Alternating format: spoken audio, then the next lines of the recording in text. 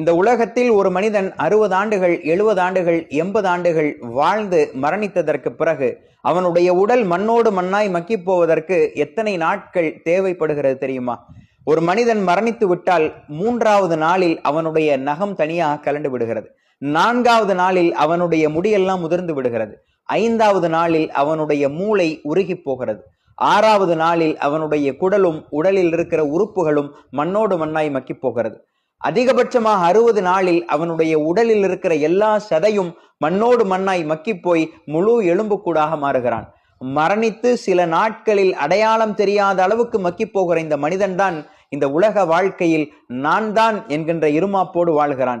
என்னை மீறி ஒன்றும் இல்லை என்கின்ற கர்வத்தோடு வாழ்கிறான்.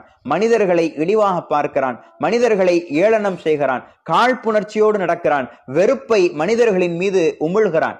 ஒரு மனிதன் நான் தான் என்கின்ற கர்வமும் என்னை மீறி ஒன்றும் இல்லை என்கின்ற ஆணவமும் அவனுக்கு ஏற்படுகிற போது மரணத்தையும் மரணத்திற்கு பின்னால் இருக்கிற வாழ்க்கையையும் அவன் நினைத்து பார்க்க வேண்டும். குர்ஆன் பேசுகிறது, மனிதன் இந்த உலகத்தில் நிரந்தரமாக வாழ்ந்து விடுவோம் என்று எண்ணிக்கொண்டிருக்கிறானா?